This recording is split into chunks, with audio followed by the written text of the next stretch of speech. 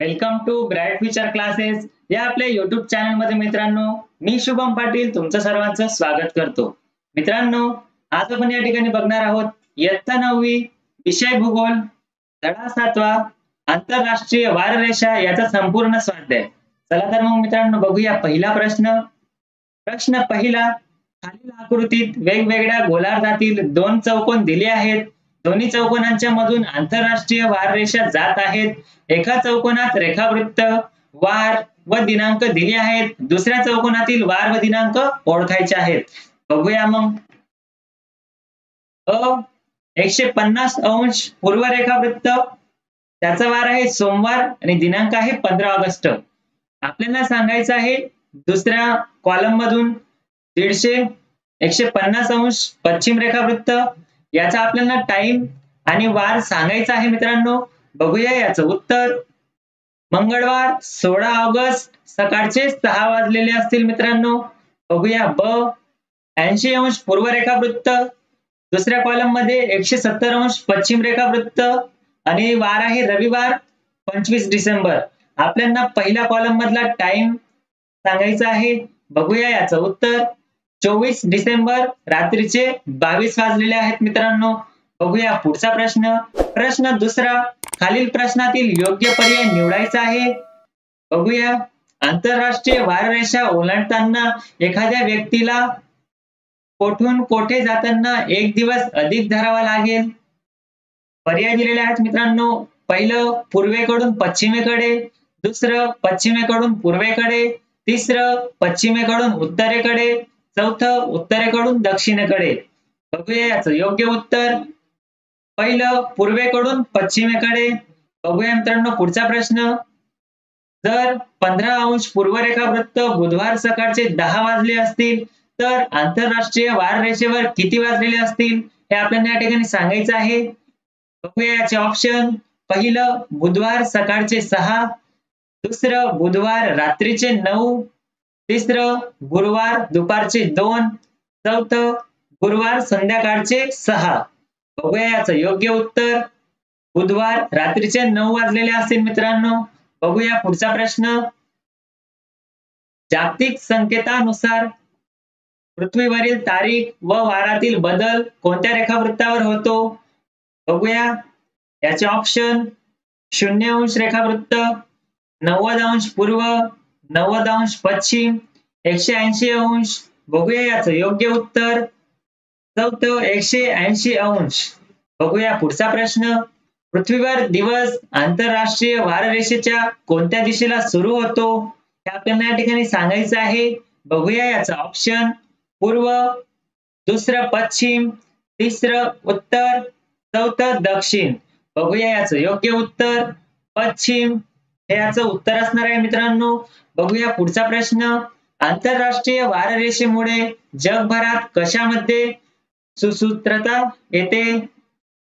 बघूया याचे ऑप्शन.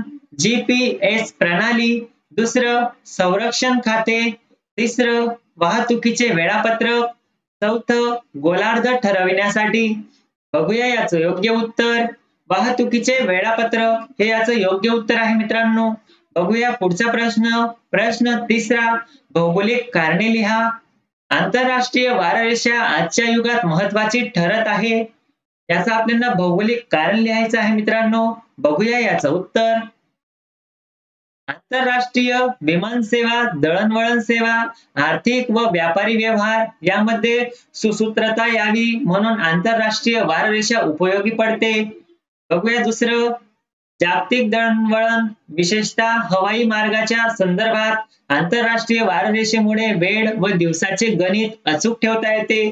तिसरं, आंतरराष्ट्रीय वाररेषेमुळे वाहतुकीचे वेळापत्रक संपूर्ण जगभर योग्य पद्धतीने सांभाळले जाते. अशा प्रकारे आपल्याला भौगोलिक कारण सांगता येईल मित्रांनो. बघूया पुढचा प्रश्न.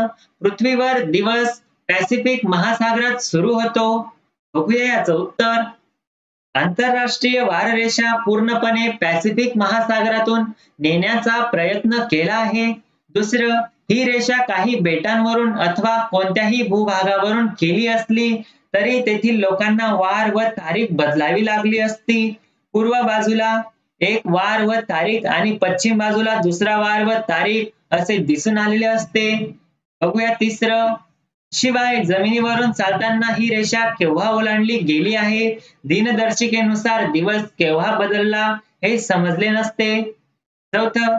त्यामुळे आंतरराष्ट्रीय वाररेषा 180 अंश रेखावृत्ताला अनुसरून आखलेल्या आंतरराष्ट्रीय वाररेषेवर पृथ्वीवरील दिवस सुरू होतो व संपतो. म्हणजेच पृथ्वीवरील नवीन दिवस हा पॅसिफिक महासागरातून सुरू होतो असं आपल्याला भौगोलिक कारण सांगता येईल मित्रांनो. बघूया पुढचा प्रश्न. प्रश्न चौथा थोडक्यात उत्तरे लिहायची आहेत. आंतरराष्ट्रीय वाररेषा आखताना कोणत्या बाबी विचारात घेतल्या आहेत याबद्दल आपल्याला थोडक्यात उत्तर लिहायचं आहे मित्रांनो. बघूया याचं उत्तर. पहिलं. आंतरराष्ट्रीय वाररेषेवर पृथ्वीवरील नवीन वार व तारीख सुरू होते. या रेषेच्या पश्चिमेकडे तो दिवस असतो. त्याच्या मागचा दिवस या रेषेच्या पूर्वेकडे असतो. दुसरं. 180 अंश रेखावृत्ताची रेखा. दुसरं. 180 अंश रेखावृत्ताची रेषा काही देशात जमिनीवरून जाते. त्यामुळे ही रेषा आंतरराष्ट्रीय वाररेषा धरली तर एकच देशात, प्रदेशात, भूभागात दोन वेळेत वार व तारखा असा गोंधळ झालेला असतो. तिसरं. त्यामुळे आंतरराष्ट्रीय वाररेषा आखताना ती पूर्णपणे समुद्रातून जावी ही प्रमुख बाब विचारात घेतली गेली आहे. चौथं. त्याचप्रमाणे एकाच देशाचा बेटांचा समूह हा सुद्धा आंतरराष्ट्रीय वाररेषेच्या आखताना ही रेषा एकाच बाजूस असावी अशी बाब विचारात घेतली आहे. पाचवं. त्यामुळे 189 अंश रेखावृत्ताला अनुसरून आंतरराष्ट्रीय वाररेषा आखताना ही काही प्रसंगी पूर्वेकडे किंवा पश्चिमेकडे वळण्यात आलेली आहे. बघूया पुढचा प्रश्न. आंतरराष्ट्रीय वाररेषा ओलांडताना तुम्ही कोणकोणते बदल कराल हे आपल्याला या ठिकाणी सांगायचं आहे. बघूया याचं उत्तर. पहिलं. पूर्वेकडे प्रवास करत असताना जर आंतरराष्ट्रीय वाररेषा ओलांडली तर आहे त्या वार व तारखेचा मागचा वार व तारीख ग्राह्य धरू. दुसरं. पश्चिमेकडे प्रवास करत असताना जर आंतरराष्ट्रीय वाररेषा ओलांडली तर आहे त्या वार व तारखेचा पुढचा वार व तारीख ग्राह्य धरू. बघूया मित्रांनो पुढचा प्रश्न. आंतरराष्ट्रीय वाररेषा 180 अंश रेखावृत्ताप्रमाणे सरळ का नाही हे आपल्याला या ठिकाणी सांगायचं आहे. बघूया याचं उत्तर. आंतरराष्ट्रीय वाररेषा पूर्णपणे पॅसिफिक महासागरातून नेण्याचा प्रयत्न केला आहे. ही रेषा काही बेटांवरून अथवा कोणत्याही भूभागावरून गेली असली तरी तेथील लोकांना वार व तारीख बदलावी लागली असती. दुसरं. पूर्व बाजूला एक वार व तारीख आणि पश्चिम बाजूला दुसरा वार व तारीख असे दिसून आले असते. तिसरं. शिवाय जमिनीवरून चालताना ही रेषा केव्हा ओलांडली गेली आहे, दिनदर्शिकेनुसार दिवस केव्हा बदलला हे समजले नसते. त्यामुळे आंतरराष्ट्रीय वाररेषा 180 अंश रेखावृत्तासारखीच सरळ नाही. बघूया मित्रांनो पुढचा प्रश्न. आंतरराष्ट्रीय वाररेषा पृथ्वीवरील कोणत्याही भूभागावरून का गेली नाही हे आपल्याला या ठिकाणी सांगायचं आहे. बघूया याचं उत्तर. आंतरराष्ट्रीय वाररेषा पूर्णपणे पॅसिफिक महासागरातून नेण्याचा प्रयत्न केला आहे. ही रेषा काही बेटांवरून अथवा कोणत्याही भूभागावरून गेली नसती तरी तेथील लोकांना वार व तारीख बदलावी लागली असती. दुसरं. पूर्व बाजूला एक वार व तारीख आणि पश्चिम बाजूला दुसरा वार व तारीख असे दिसून आले असते. तिसरं. शिवाय जमिनीवरून चालताना ही रेषा केव्हा ओलांडली गेली आणि दिनदर्शिकेनुसार दिवस केव्हा बदलला हे समजले नसते. त्यामुळे आंतरराष्ट्रीय वाररेषा पृथ्वीवरील कोणत्याही भूभागावरून का गेली नाही अशा प्रकारे आपल्याला या ठिकाणी सांगता येईल मित्रांनो. बघूया पुढचा प्रश्न. आंतरराष्ट्रीय वाररेषा 180 अंश रेखावृत्ताच्या अनुषंगाने का विचारात घेतली जाते हे आपल्याला या ठिकाणी सांगायचं आहे. बघूया याचं उत्तर. काही ठराविक ठिकाणांचा उपवाद वगळताना 180 अंश रेखावृत्त हे जास्तीत जास्त सागर पृष्ठावरून जाते. त्यामुळे आंतरराष्ट्रीय वाररेषा सुद्धा सागरावरून आखण्यासाठी 180 अंश रेखावृत्ताच्या अनुषंगानेच विचारात घेतली गेली. बघूया मित्रांनो पुढचा प्रश्न. प्रश्न 5वा. खालीलपैकी कोणत्या मार्गाने जाताना आंतरराष्ट्रीय वाररेषा ओलांडावी लागेल ते नकाशा संग्रहाचा वापर करून शोधा व पुढील नकाशा दाखवा. बघूया याचं उत्तर. अ. Mumbai, London, New York, Los Angeles, Tokyo. आंतरराष्ट्रीय वाररेषा ओलांडावी लागेल का नाही? तर मित्रांनो होय, आंतरराष्ट्रीय वाररेषा ओलांडावी लागेल. दुसरं, दिल्ली, कोलकाता, सिंगापूर, मेलबर्न. आंतरराष्ट्रीय वाररेषा ओलांडावी लागेल का? तर नाही ओलांडावी लागणार. बघूया तिसरं, कोलकाता, हाँगकाँग, टोकियो, सॅन फ्रान्सिस्को.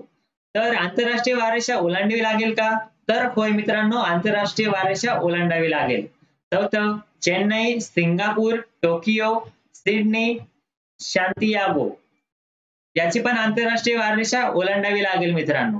चौथं, दिल्ली, लंडन आणि न्यूयॉर्क. तर आंतरराष्ट्रीय वाररेषा ओलांडावी लागेल का? तर नाही ओलांडावी लागणार. अशा प्रकारे आपल्याला या ठिकाणी सांगता येईल मित्रांनो. बघा मित्रांनो, या ठिकाणी आपला आंतरराष्ट्रीय वाररेषा याचा स्वाध्याय कंप्लीट झालेला आहे. जर का तुम्हाला व्हिडिओ आवडला असेल तर लाईक करा. चॅनल सबस्क्राईब केले नसेल तर सबस्क्राईब या बटनावर क्लिक करून बाजूच्या बेल आयकॉनला प्रेस करून ऑल नोटिफिकेशन ऑन करा, जेणेकरून आपल्या स्वाध्यायाचे नवनवीन व्हिडिओ आपल्या सर्वांपर्यंत पोहोचत जातील. Thanks for watching this video friends.